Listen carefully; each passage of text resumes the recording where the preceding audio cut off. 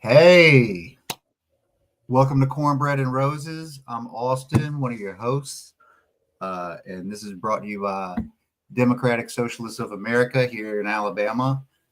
And yeah, let's get right to it. Like I said, my name's Austin, but with me today is Jason. Jason, you Hello, want to hello. introduce yourself? Yeah, sure I can. My name is Jason. I got started in politics in 2000, way back in 2002, in the run up to the Iraq War. Trying to put a stop to that. We didn't make it. The Iraq War continued like we weren't even there. And you think I would have learned my lesson then, but I didn't. And I kept on, yeah, trying to move things forward as best as I could. And so I've been doing organizing off and on ever since. I'm a DSA member, have been now for a few months. A few months for sure. I had previously been part of DSA, but um, stepped away from it for a little while and then got back into it. Hey, it's all right to take a knee for sure. Like everybody's got to at some point.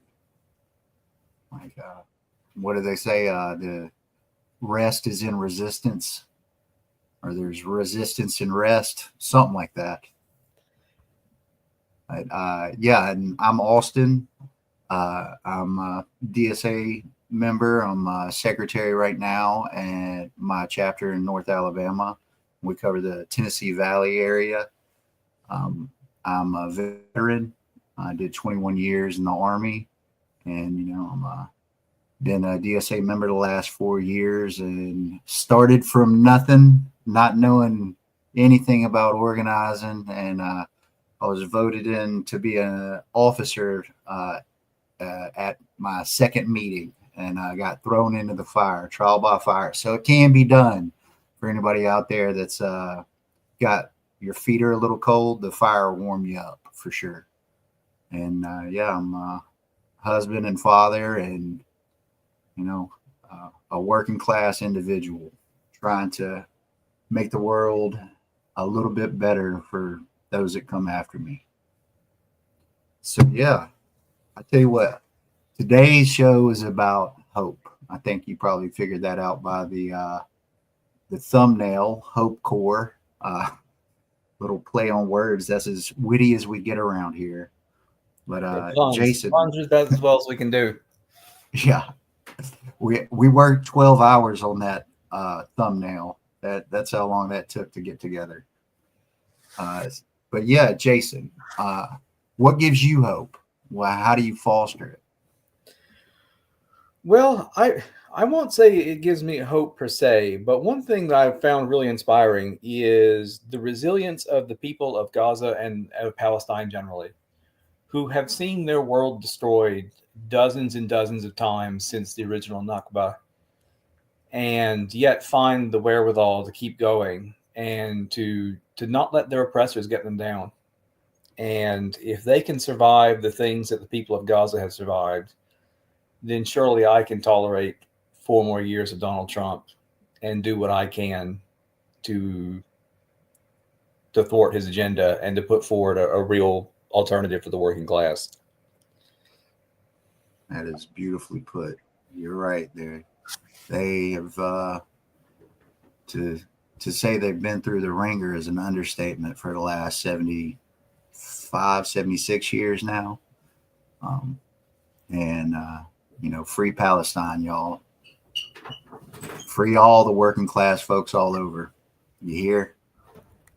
But with that, like, what are some ways you think hope can be fostered in the era and regime that we're in? Well, I would say that even though the situation is quite bleak, I keep going back to something I saw on a protest sign at some protest some years ago. And it went, "Action is the antidote to despair." And normally I would say that most things written on protest signs are of no consequence, but that one always stuck with me. And I thought that is, if you want to create hope, you have to take action. You have to get out in the world and do things and make the best strategic decisions you can. We can talk about how we wound up here and what the silver linings are, if there are indeed any. You're very right on that. Like action and agency, like from a psychological standpoint, a doctor will tell you that like if you're depressed or struggling, like merely going on a walk 5 to 10 minutes, taking a little action like that is an excellent place to start and something that can be built on. Um, and trust me, I know I need to be walking more. And once you get out there, you're walking 5 to 10 minutes, and then you're walking an hour. Level up and throw a rucksack on, and keep going, keep adding weight, and you'll get stronger and stronger. But you're absolutely right. Action gives you agency, and it's exactly how you fight against all the bullshit out there. So about you, Austin? What gives you hope? What inspires you? And what do you think is the source of hope? And well, something that something I think about. One of the things I think about is that every time the working class unites, and when I mean unite, I mean all of us, we win. Like consistently. Like, yeah, it might take a few rounds and a few battles and a few years, but every time the working class gets together, no matter the struggle, we win. For instance, Vietnam was a long, a hard battle, and it even took soldiers. They at towards the end they were protesting themselves while still in uniform, and it took all the people in the street, and it took some politicians too, but it took all of us to get the change that we want and deserve, because them rich folks ain't gonna give it to us. Power concedes nothing. We have to take it. So like I constantly look at history and the struggles that humans have gone through, and find win after win, and I try to learn from it, try to take their strategies, how they operated, and the tactics. I read a book about the civil rights struggle in the 60s by Thomas Ricks, and how to wage a good war, and it analyzed among other things, the Montgomery bus boycott down in Montgomery, Alabama. And, it was a 18-month long economic warfare upon the city of Montgomery, and how they, used mutual aid networks. They created their own ride system and childcare and all the things they did to win. And they won, and it took some time, and they had lessons to learn, and there were other follow-on events that had to take place too to finally solidify the Civil Rights Act. But I constantly try to look at history and see the wins that we have gotten, and see that we have progressed, and take lessons from them. And so that's where I get a lot of my hope from. And seeing my kids and them listening to me, and laying some stuff out there for them, and they instantly figuring it out that, hey, we got to eat the rich. So them figuring it out without me saying much, like, gives me hope as well, and a whole lot of pride. And the best way to one of the best ways to foster poke around, in my opinion, is start to try to find some community out there. And that's also what we're trying to do out here is find some community with y'all and some solidarity and get folks that are listening, connected, and action oriented. So, yeah, that's me in a nutshell on that.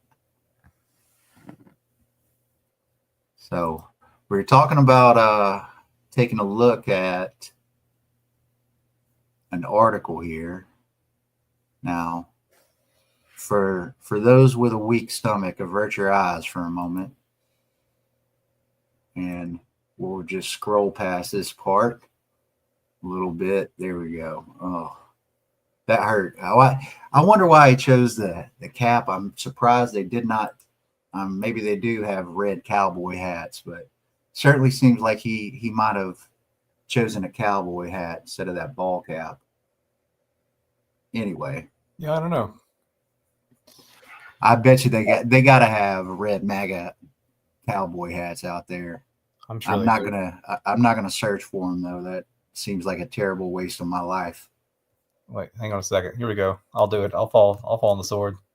Oh no! Why MAGA you're falling?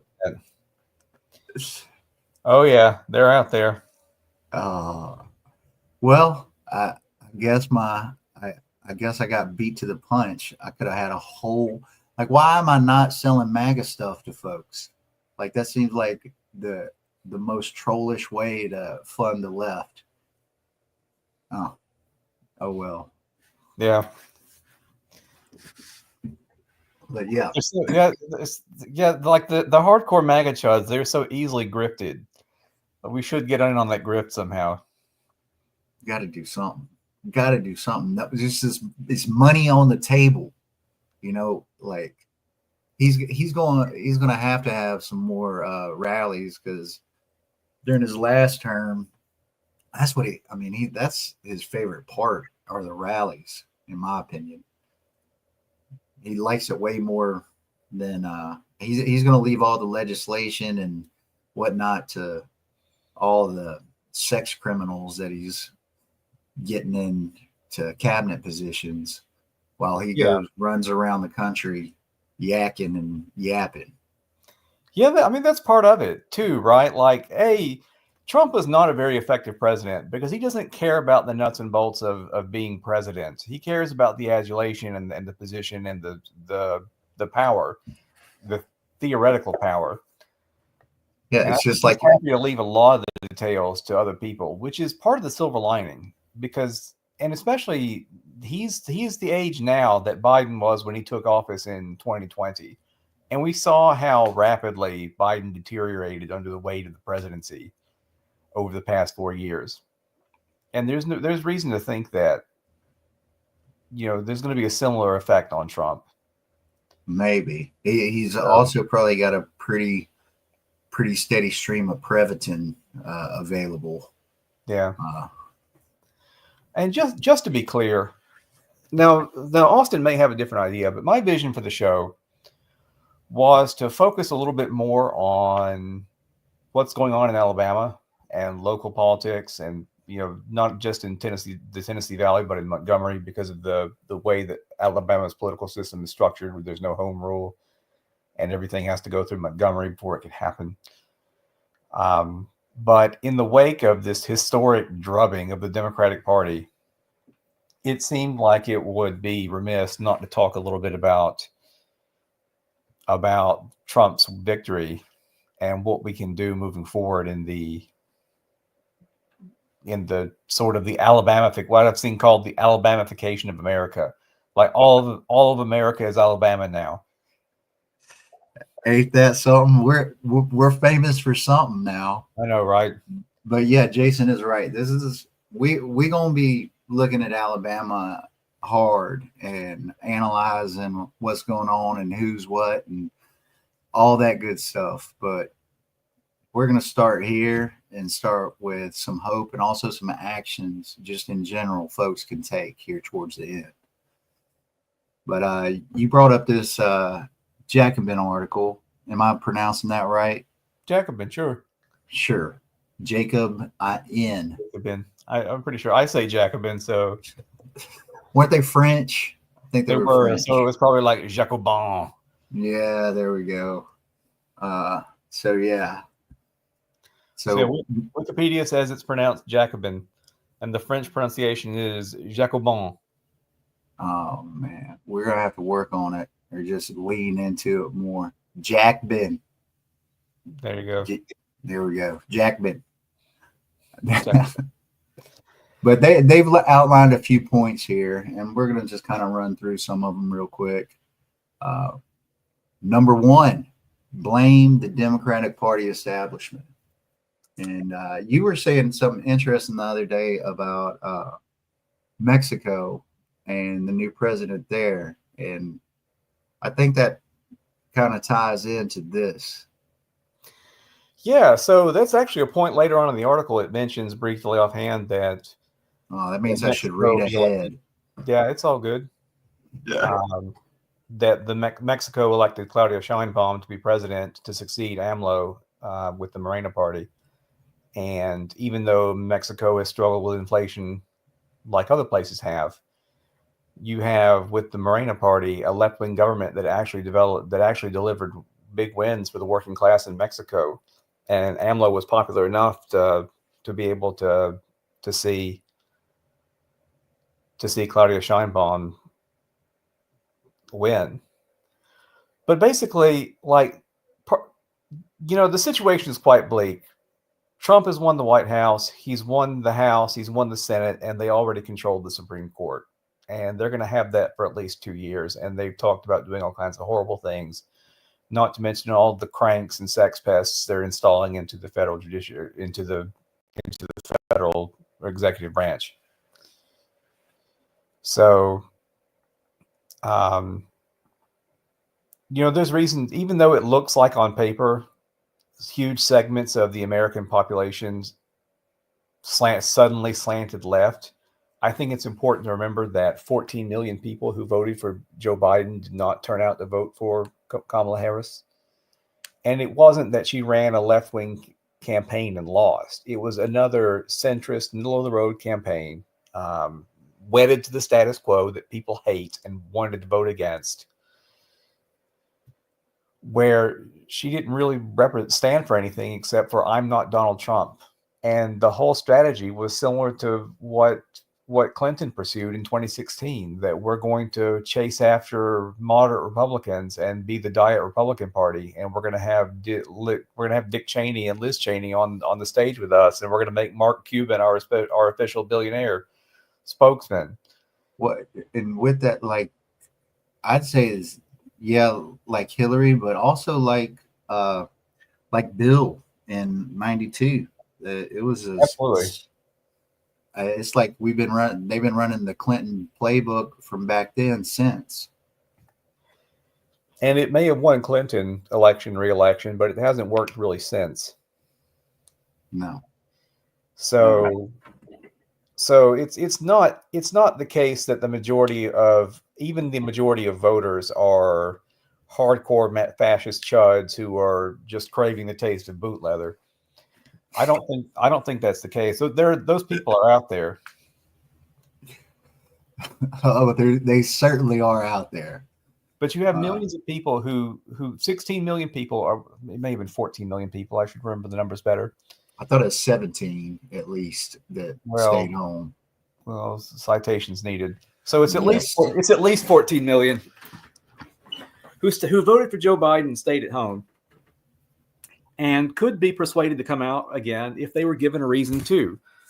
And I think that the kind of campaign that Harris ran, like I said, it was wedded to the status quo. It was wedded to Joe Biden's performance or his administration, and I think people were just ready to reject that. And I think if we offered a real alternative to status quo politics from the left, I think people would vote for it. I think you would see a lot of the people who voted for Trump. But there's a significant number of people who voted in New York for AOC and for Donald Trump at the same time. And there was a news article about her that I read about, her reaching out and asking, what was it that caused you to vote for me and Donald Trump? And getting back answers like, well, you both seem real, you're both fighting for something, and things along those lines. It is quite a juxtaposition, though. But yeah, that occurred, and the voter out there, the working class voter, like, they experienced something during Trump's initial term of president, and then, which kind of leads to the second point here, and then COVID and everything hit, and even though, quote, the economy is doing well,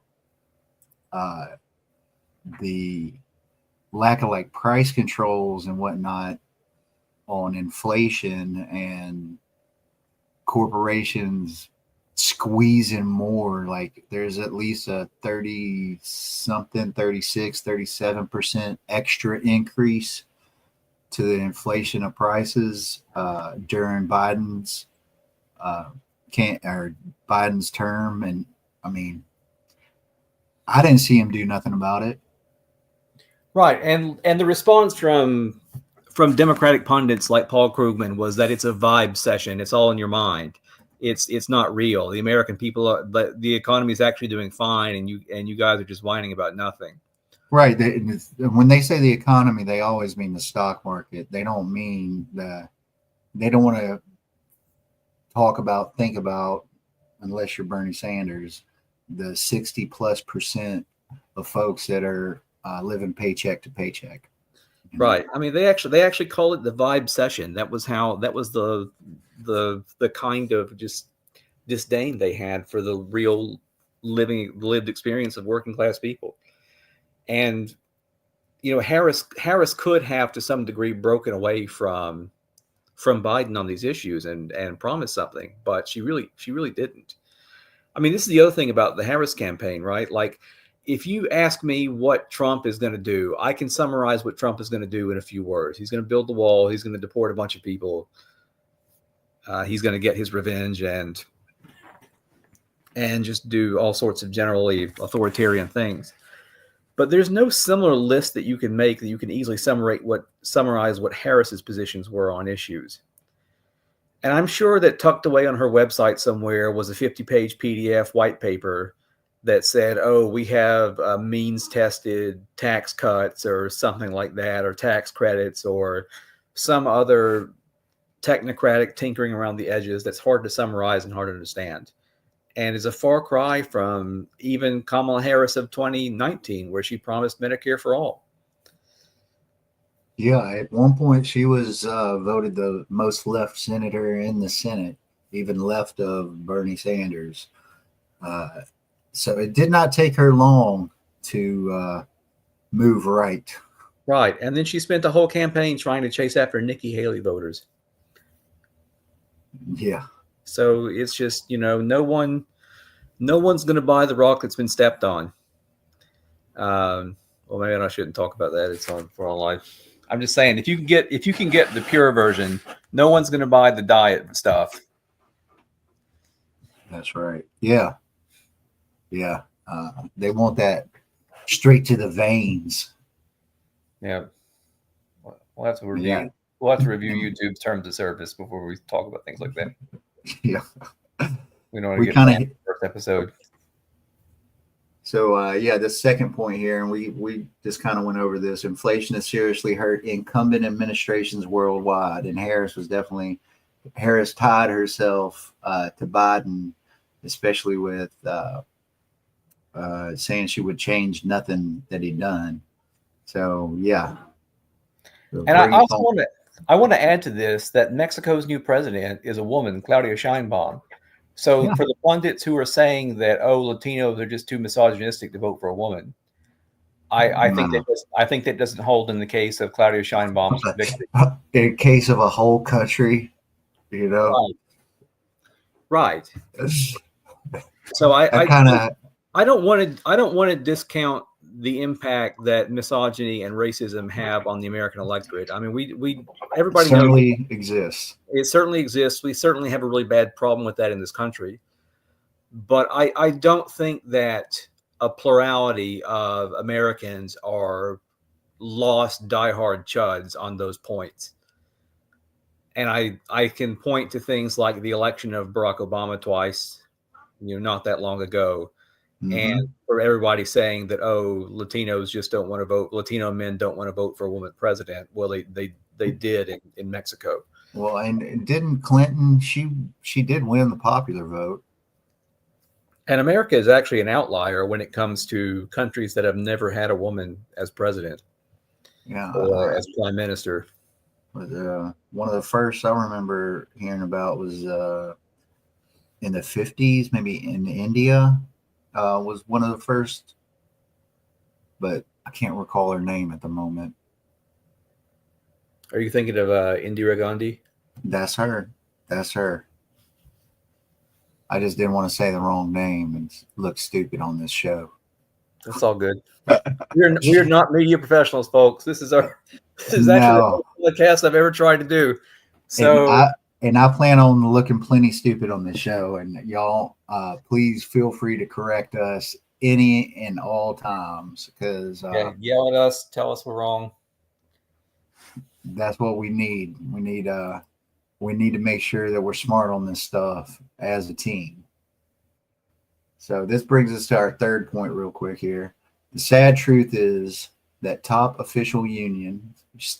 union officials, with a few notable exceptions, failed to seize an exceptionally favorable opening for mass unionization created by a tight labor market, a pro-worker National Labor Relations Board, and a grassroots revitalization driven by young radicalized workers.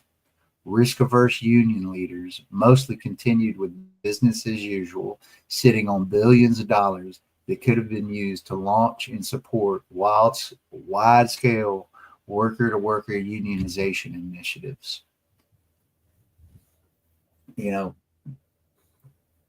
Believe us, we're working on unions here in Alabama. We really are, and it is difficult. But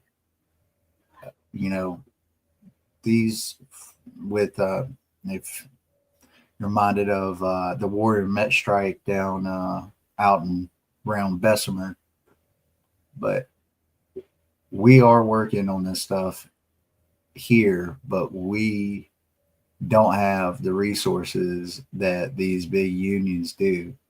And something that always blows my mind every time folks are talking about unions is still to this day Walmart ain't unionized, and Walmart is the biggest employer in Alabama and the biggest employer in the country. So have you ever seen or heard, since you've been organizing, any work on Walmart by any of these other unions that do have these billions of dollars? Not really. I had a brother who used to work at Walmart, and I tried to get him to unionize, but they showed him some anti-union videos, and he was sufficiently convinced by them that he didn't want to do anything. And that was as close as I ever got to organizing a Walmart.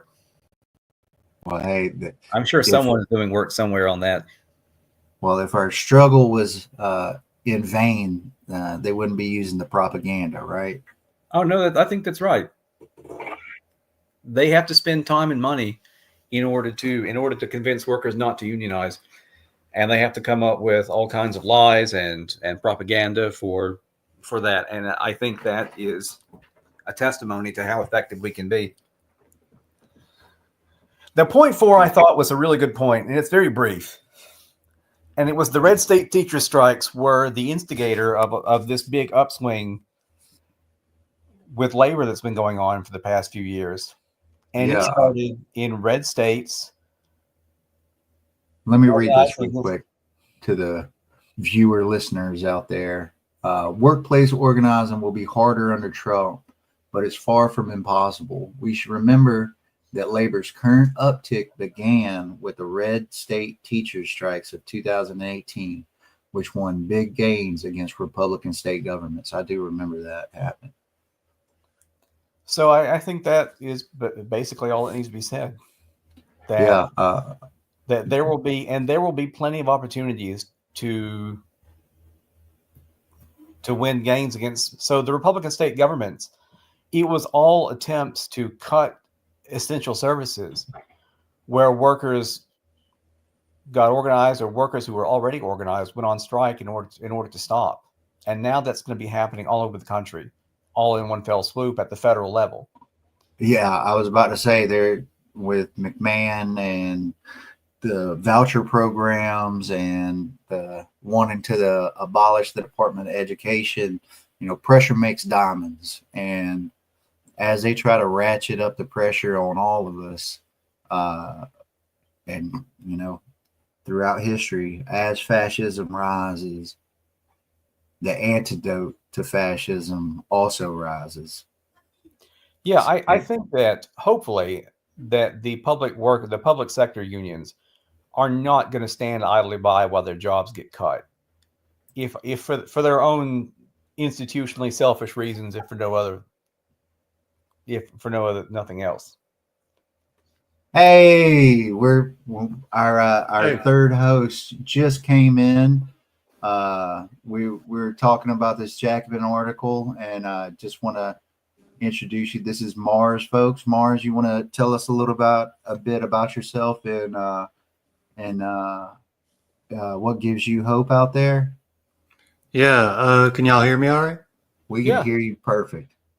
Okay. Yeah, I joined the DSA for Palestine, pretty much. Labor, all the issues really. Oh yeah. And I think we've seen a lot of progress with Palestine, especially with the BDS movement. There are companies pulling out of Israel every day. So Yeah, I think I just saw some boycott Coke. Which is crazy. It's like boycotting Nestle. Which also boycott Nestle for stealing all the water out there from folks. Yeah. I do my best Yeah. to stay away from Nestle products. I mean, Although I do love soda, but I'm gonna stop. I'm gonna stop drinking Cokes. oh man, I was kind of bummed out. Like I was thinking about getting one of those Soda Stream things, and those are fucking Israeli. They're made in Israel. I was like, well, I guess there goes my stocking stuffer. Well, Pepsi is I'm still safe from what I understand. Oh, thank goodness. Thank goodness we still got Pepsi, the choice of a new generation. Right. So yeah, we're just doing this article, and I'm gonna read this real quick. This number 0.5 here, and we're just kind of meandering through, and then we're gonna be giving some actions for folks to take later. So number 5, the Biden-Harris administration, coincidentally enough, you just came in, right? Funding a genocide, didn't lose this election nationwide, but it was a central reason why she lost an exceedingly close race in Michigan. To get large numbers of politicians to support an arms embargo of Israel, we need to do a lot more outward-facing organizing on this issue, not just mobilize the already convinced. That's very true.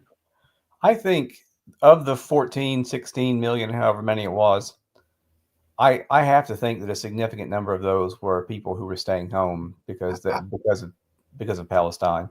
Yeah, I feel this numbers on very that. much. I feel very much the same on that. Like, I wonder if they're going to do a poll on those voters that didn't vote.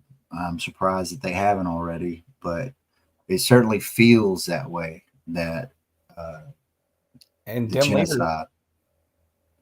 yeah, and dim leaders thought they could win without him. Like their goal was to win by appealing to Nikki Haley voters, and then say, "Hey, look, the left is irrelevant.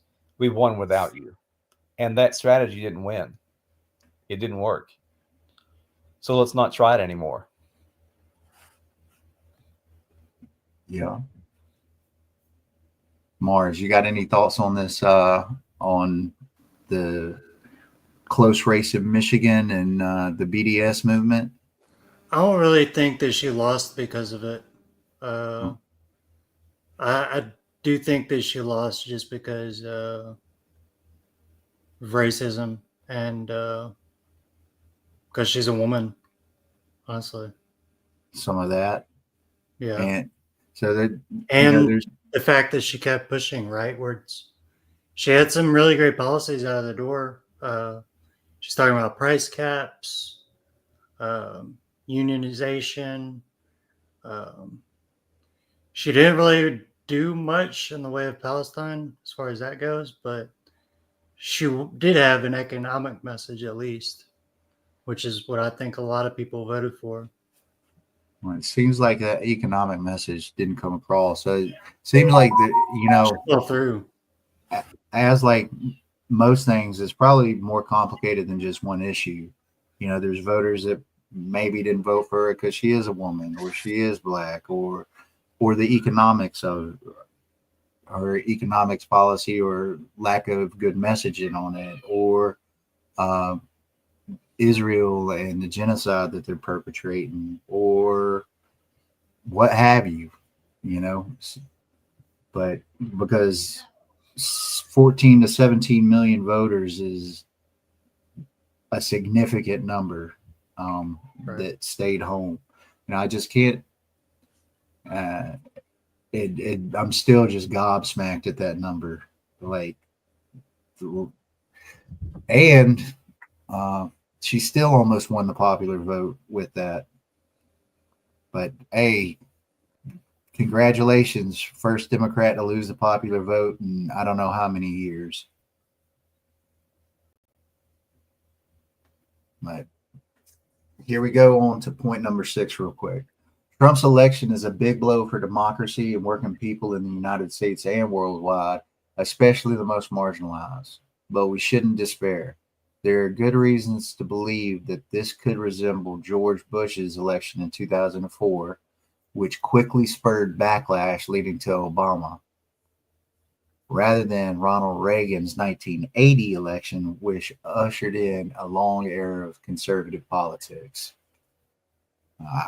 It seems like we haven't had unconservative politics since JFK or FDR before that, is how it feels to me. From a historical perspective, Trump didn't actually win this election by much. He got about the same number of votes as last time, while Harris lost because she received millions fewer votes than Biden in 2020. Moreover, the swing voters that Trump won over were mostly hoping he'll be able to deliver them prosperity, an unlikely scenario given Trump's billionaire-backed policies, plus the volatility of a collapsing worldwide neoliberal order. Tell you what, those tariffs, those taxes, if he gets those through, I mean, I feel like it's just all to go grifted straight into his pockets and his buddies' pockets. Yeah, Republican policies are incredibly unpopular, and I think the kind of policies that Trump is advocating for are going to produce some very bad failure conditions very quickly. Like when you're talking about putting the kind of tariffs that he's talking in place, I mean, you're talking about things like the GDP cutting in half in a month. You're talking about, if you think inflation is bad now, then you're going to deport 20 million workers who are laboring as construction workers and as produce. Yeah, things like that. It all reminds me of late 1920s Hoover and their administration and the same policies that they use, tariffs, and there was definitely a tax on immigrants back then as well. And worst case scenario is global Great Depression again. That's our worst case scenario. So I mean, when this article says that it'll be more like George W. Bush's reelection and there'll be backlash leading to Obama, I think that the kinds of policies that Trump and his orbit are talking about, like getting rid of no-fault divorce and taking away the rights of women to vote, and even to some extent the kind of harm they're talking of doing to trans people. I think these are going to be unpopular policies. Some of them will have real economic, like I said, real economic consequences attached to them, like the tariffs and the deportations. And there is no heir apparent to Trump. There is no. So he doesn't have like somebody waiting in the wings that he's grooming. So I think Trumpism goes away with Trump to some extent. Now, authoritarian conservatism will still be with us, and it will take the heads of several forms, including Vance. I'm sure DeSantis will run again. But maybe I can definitely imagine one of his children trying to take the reins and trying to take on what he started. But nothing hits like Trump. I mean, seriously, whatever. I mean, they say he's got charisma, which I don't see it. I see a rich blowhard that ain't got one brain cell, two brain cells are rubbed together. Well, no, I mean, he's not much of a strategic thinker. He didn't really get a lot done in his first term. He makes impulsive decisions based on what he sees on the television. So, there's reason to think that he might be a little bit more effective in his second term. Just because of the planning of the Project 2025, folks. Yeah, I think the broader conservative orbit was very keen to not get caught flat-footed again, and they want to have plans ready to go that Trump can implement without thinking too hard about. And so I think he'll be more effective as a result of that. But he's just not interested in the nuts and bolts of day-to-day governing, and Republicans in office make it clear that they can't govern. Yeah. Mars, you got any thoughts on this? Yeah, I think the tariffs are a terrible idea. There was an act passed during the Great Depression that's very similar. Can't remember the exact name of it, but it was a similar act passed for tariffs, and it threw us back into the Great Depression. He's talking about the biggest tariffs will be on Mexico, Canada, and China, which is 50% of our trade. It's half of our global trade right there.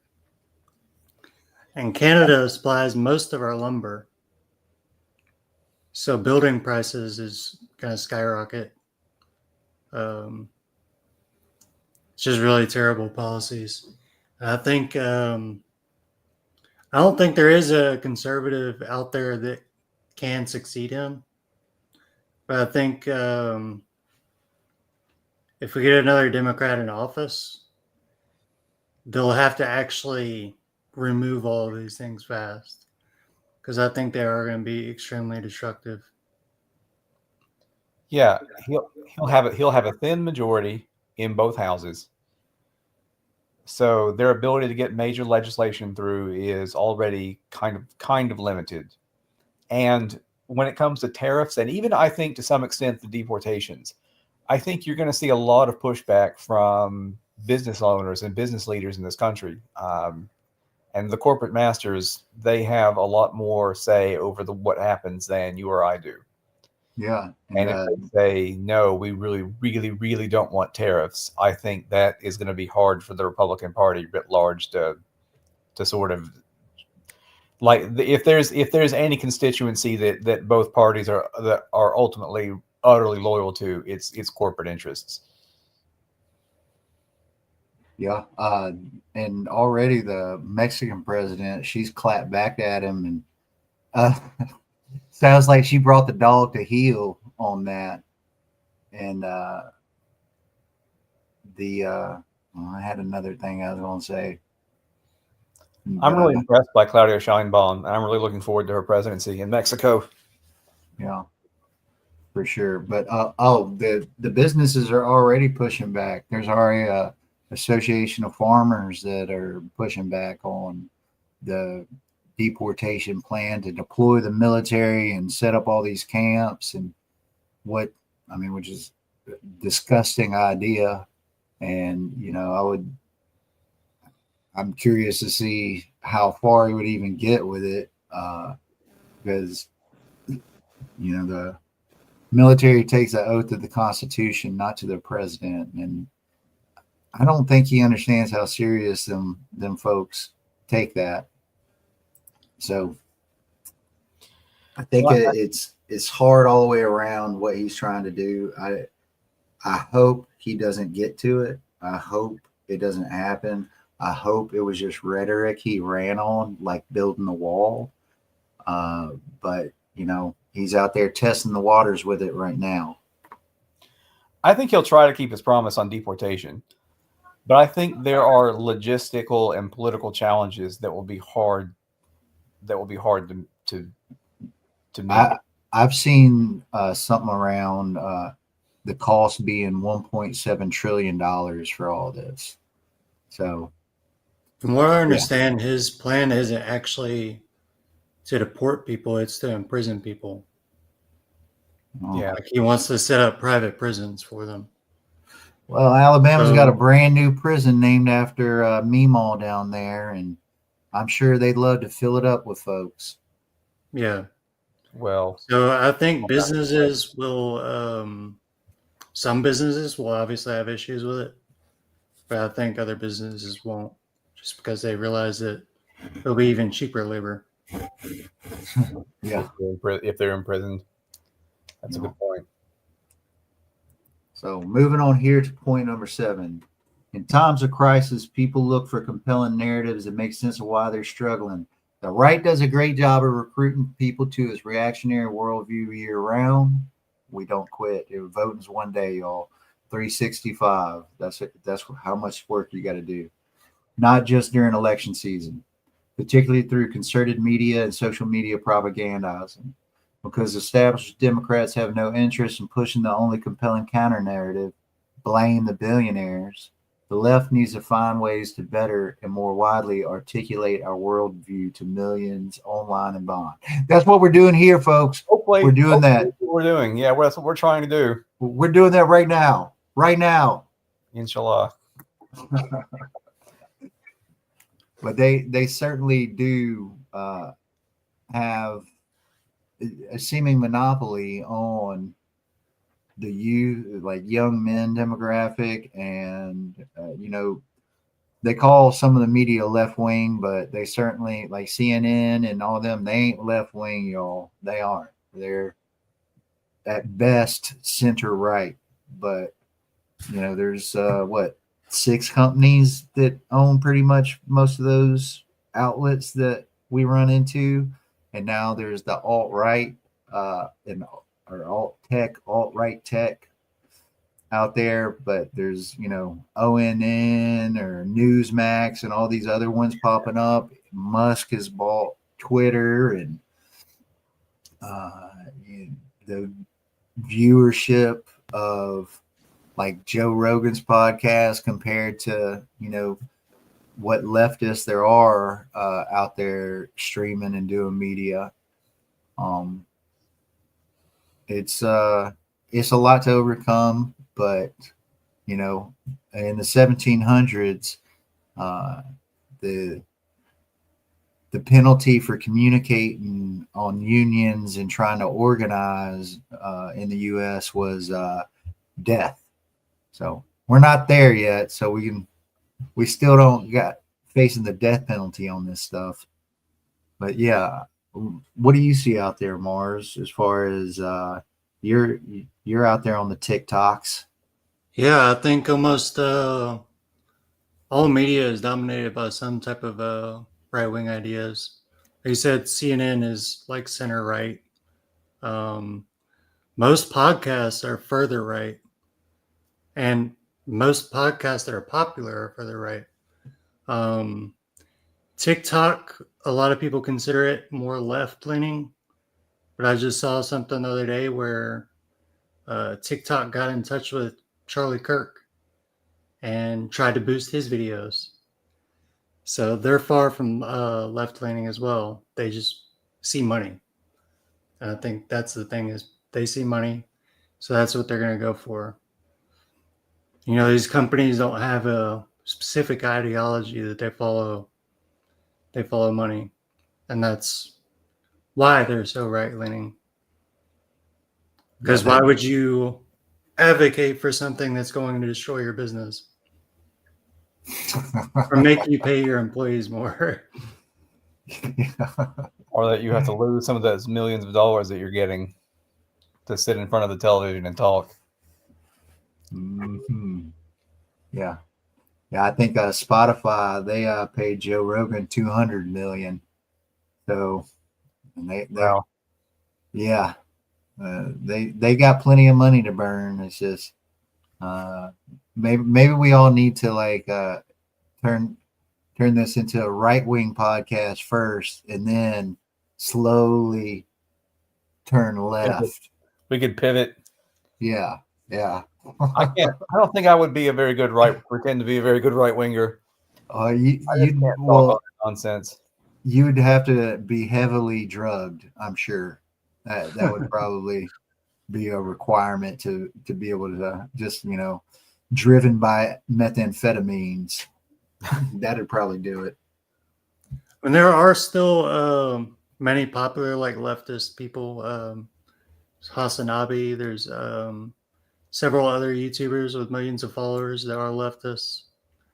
But, the majority of people that do politics and are popular are right-wingers. Yeah, it's saturated for sure. So we're almost done here. We're at point 8. Even though both candidates were pretty unpopular, and despite the Biden-backed horrors in Gaza and Lebanon, third-party candidates' complete marginality in 2024 confirms that there's little space for building a left third party under our current electoral regime. But Dan Osborne's senatorial campaign in Nebraska suggests that independent economic populist campaigns should be attempted again in deep red regions and other arenas where the spoiler issue isn't relevant. Oh, I don't know about this one. What do y'all think here on this? I agree. You agree? I hate to say it, because I was the 2016 delegate to the Green Party convention in Houston, and I think it depends on time and place. Now, in Alabama, the Democratic Party is already basically a third party, and you can make the argument that there's an opportunity there for third party organizing. But overall, I think that the third party candidate, it's been tried. It hasn't really moved the needle. It's not accomplishing the goals that they set out, which is to drive the Democratic Party leftwards. Meanwhile, the gains that have been made within the Democratic Party with electoral victories like AOC and Rashida Tlaib and Ilhan Omar, I think there's a better opportunity within the Democratic Party. Well, see, I'm gonna have to push back some on that, because I think all these third parties, they put the cart before the horse. Every 4 years, they have a presidential candidate out there, and are there any Greens in the Senate? Are there any PSL at the state level? DSA has gotten over 300 candidates, various stripes. I'm pretty sure most of them are Democrats. Yeah, as Democrats, not as Green Party members. Well, yeah. And that's what I'm saying. Like, they're marginal because they are dysfunctional. Like, if they focus too much on national campaigns. Absolutely. And I'm sure there's a couple candidates here and there that like ran or whatever, but they just don't have any wins, and probably because they function much like the Alabama Democratic Party is operated, uh, which is dysfunctionally. I mean, and it blows me away that they do have money, uh, and they have money enough to get some wins somewhere, but whatever leadership they have out there, they seriously put the cart before the horse. I think there's definitely, uh, I think they could get wins, but they're ran so poorly and so moronically that they waste any opportunity that they do have. But some about Osborne. Go ahead. I think there's an issue as well with a lot of the national organizations. Yeah, exactly. Like Joy is awesome. Love the Green Oh Party. yeah, I love Joy to death. Joy But is, if you- is the You're leader talking of about the the Green National Party. Green Party. I don't care for them at all. Yeah. I don't care for the National PSL. Yep. But I've met PSL members that are awesome. Yep. Noah's an ex PSL member. And I had a friend, she ran for governor of Texas as a Green. And I think she got 80,000 votes, but she reported back pretty much no support from national, like, but so they're talking about Osborne's campaign. Can y'all guess how much he raised as an independent up in Nebraska?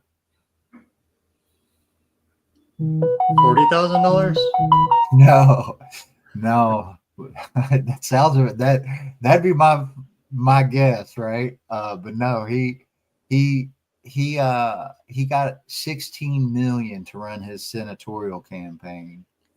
Wow. Like it was a significant sum. And he said, I think I heard him say that the big bump came when he got some coverage in from the New York Times, I believe, something like that. But it was all grassroots organizing and fundraising, but that's the type of money you need to run a senatorial campaign. Right. That's awesome. Yeah. Yeah. Yeah. If you're going to go through the effort, and just to back up a little bit, if you're going to go through the effort of taking over a party to make it run more strategically, like, so you're going to take over the Green Party and make them at least start, if they're going to have a presidential campaign, at least start using the presidential campaign to draw focus on local races and try to have a more bottom-up strategy. If step one on the list is take over a political party, then why not take over the Democrats and have a lot of baked-in support already? And like you said, though, it's case by case. Some places that's probably doable, like here, and some places it's not probably doable, like maybe California. I don't know, but I think it's money. Go ahead. Yeah. I mean, a lot of the Democratic Party is just paid. I mean, they get tons of money from corporations. So I think trying to change somebody's mind whenever they have fat stack of cash in their hand is kind of hard to do.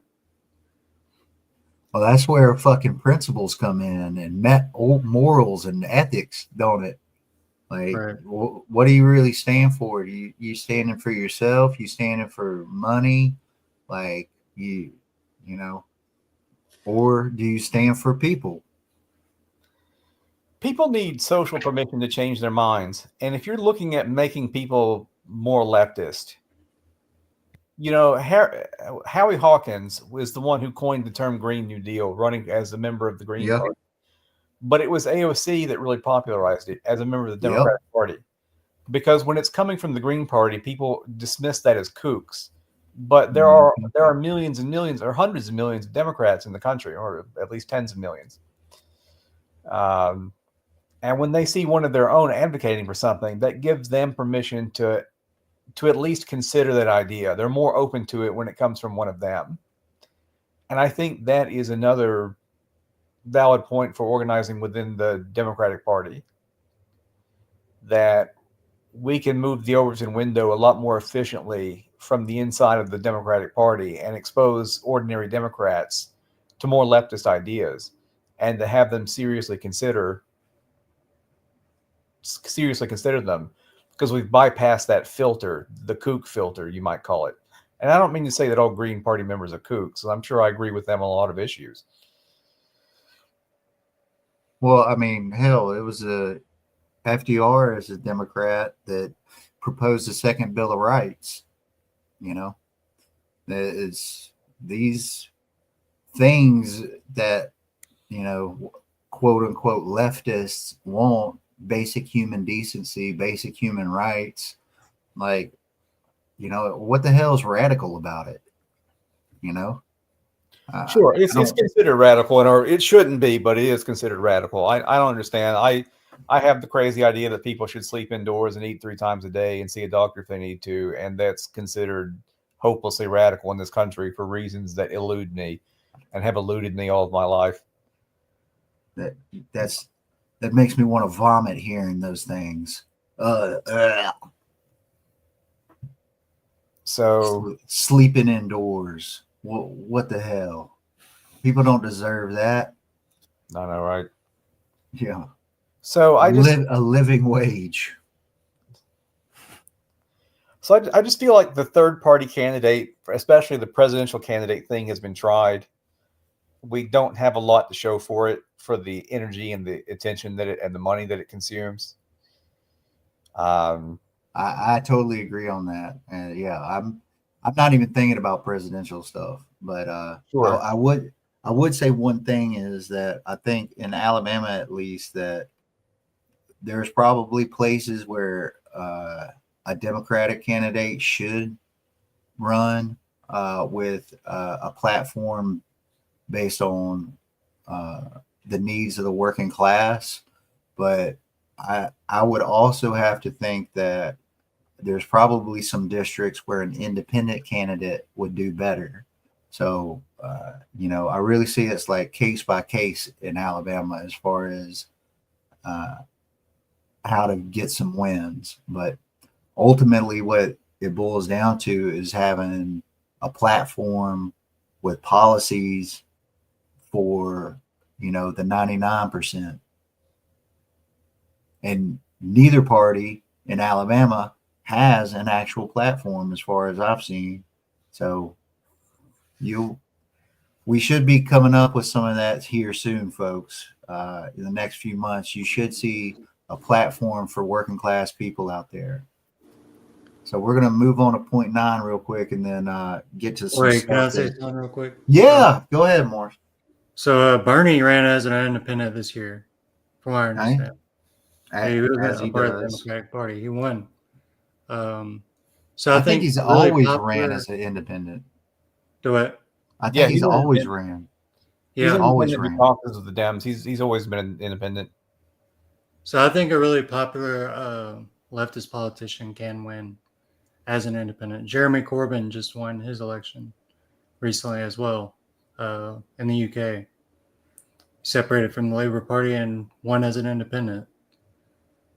So I think leftist policies, you know, prioritizing people having a house, having a good paying job, these are all things that people want. Yeah. Economics first. I think there's an advantage to having a party, though.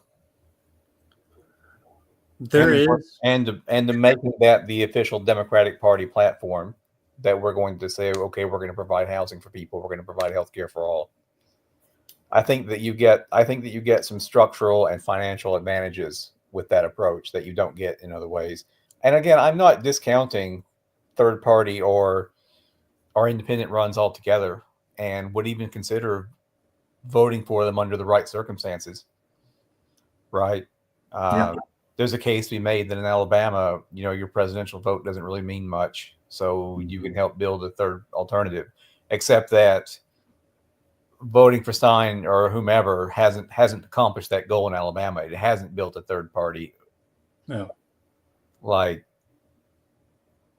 No, it gets back to communicating a platform. I think, like showing folks a plan of action to take, and what can be done, and what the possibilities are. And you don't hear that from anybody.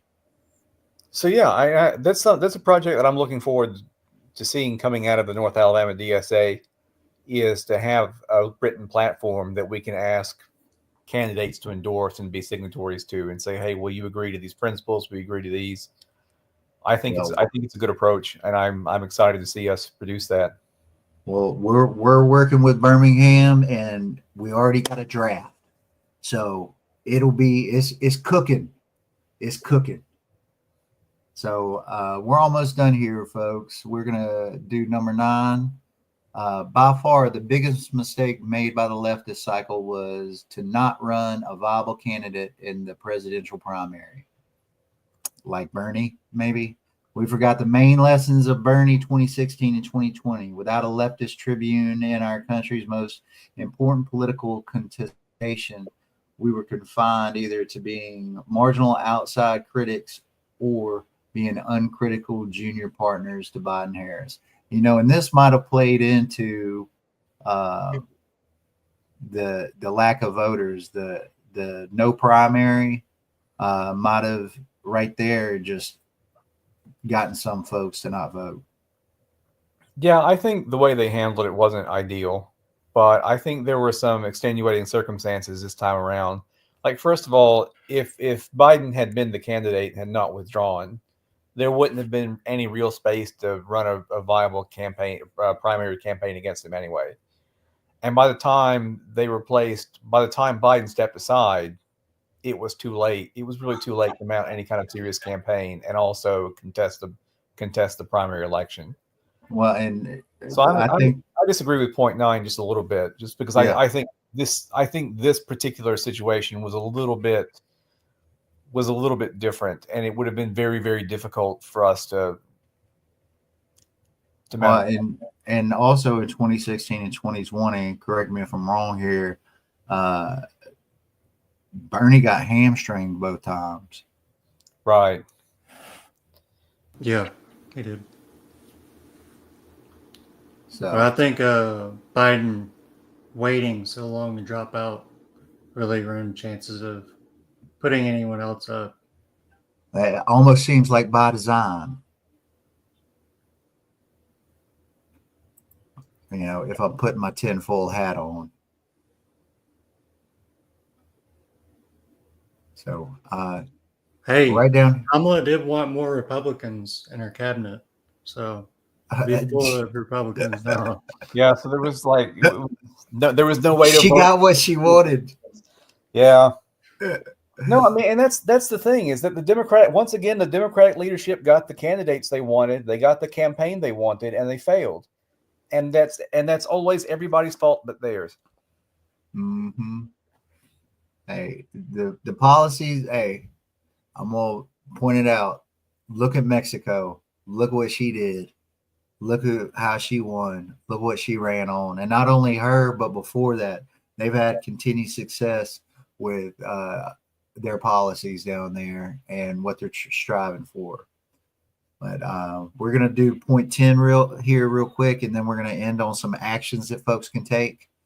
And yeah, so real quick, it's worrisome that many resistant liberals seem resigned to Trump this time around, but it's good that Democratic Socialists are still ready to fight. You goddamn right we are. And that we're better organized now than we were in 2016. You goddamn right we are. Most urgent, we have a key role to play in helping initiate big united front mass protests capable of bringing together everybody who stands against Trump's horrors.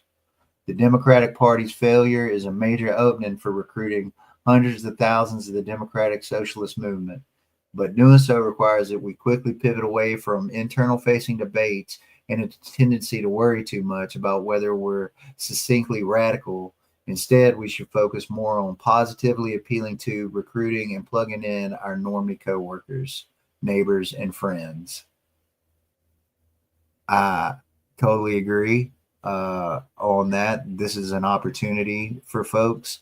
I'd like to point out that in Atlanta, they got some folks elected. DSA did, and in Kentucky, they got someone elected. That the gentleman in Kentucky, he he stood up as a socialist and said, "I am a socialist," full throated during his campaign. So I think we're in a new era of things. I saw, I think it was Seattle DSA. They had multiple people elected, Mm-hmm. like 4 or 5 people. Yeah, I wish There's I had been, the list, and we should include some DSA news, not just local DSA news, but our. Yeah, one thing I wish I had done was I went to a meeting, a DSA meeting, not long after the election, and they said, as part of the analysis, the post-election analysis, they said, "Well, here are all the seats that the Democratic Socialists of yeah, America it's won," over 300. and That's it was a right. lot. It was quite a few in very many places, including in Georgia. Yeah, So if it's possible there.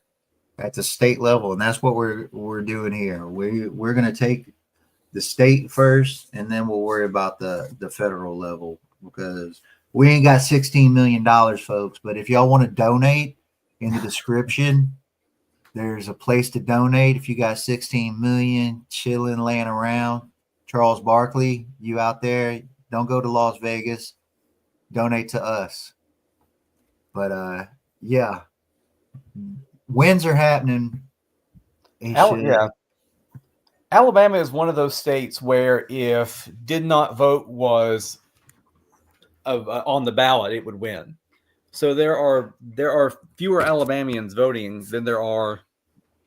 I mean, there are fewer. We're like at 40% turnout, something like that. And Right. Alabama has historically had low turnout for the whole span of the U.S. being a country. And So it's not hard to see why. Like I almost didn't bother voting myself because there were only 2 Democrats on the ballot when I went to vote. So I could vote for Kamala Harris and I could vote for Greg Griffin for Supreme Court Justice or the Chief of hey, the Supreme Court, and that was it. So at least in Madison County you could have voted for Guy Sotomayor as well, but I didn't have that opportunity living in Morgan County yeah, like I do. and for what I think he had about $1,000 and he got 41% of the vote. So I just And he imagine started late as well. yeah. So I mean, if you increase voter turnout, or if he had some more funds, like we could be looking at a Democrat as a county commissioner in Madison County up here. And Well, that's going to bring us to, go ahead. I think if we got more people on the ballot, that would increase Oh, turnout. yes, for sure. Oh, definitely. And that's another thing. And we're going to get to that right now. We're going to get to some actions for folks to take out there. And then we're going to wrap it up and let y'all get back to, maybe eating some leftovers. So some actions y'all can take out there, and we're going to divide this up in a few categories. There's electoralism, find a candidate or run for an office.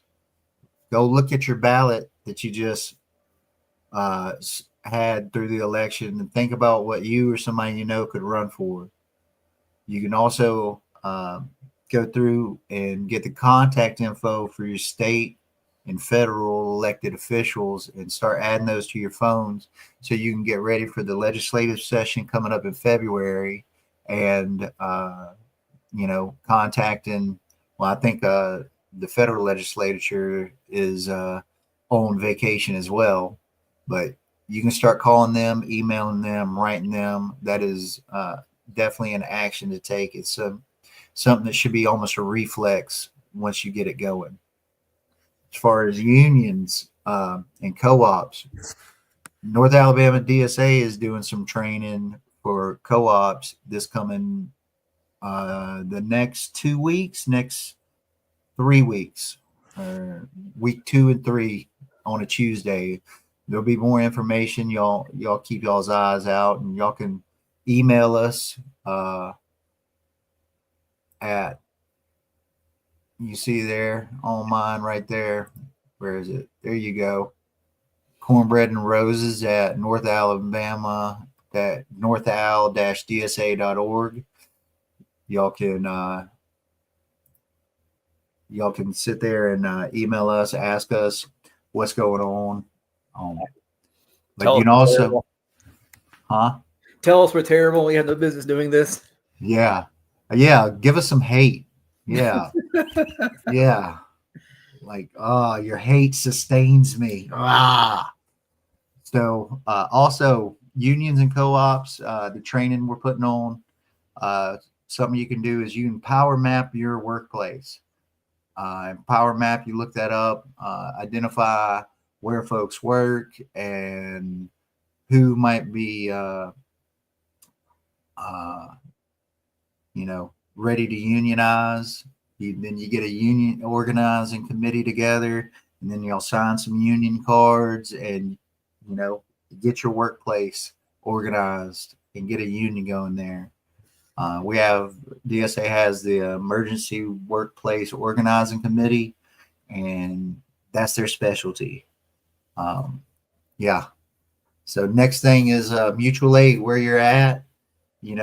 Maybe start a bail fund if y'all don't have one. If y'all need help doing that, Huntsville up here has got a bail fund, and I guarantee you they'd be happy to show you the ropes and how to get it done. Or start a medic section in your hometown, or run a brake light clinic where you go out and you fix people's brake lights so they don't have to get pulled over.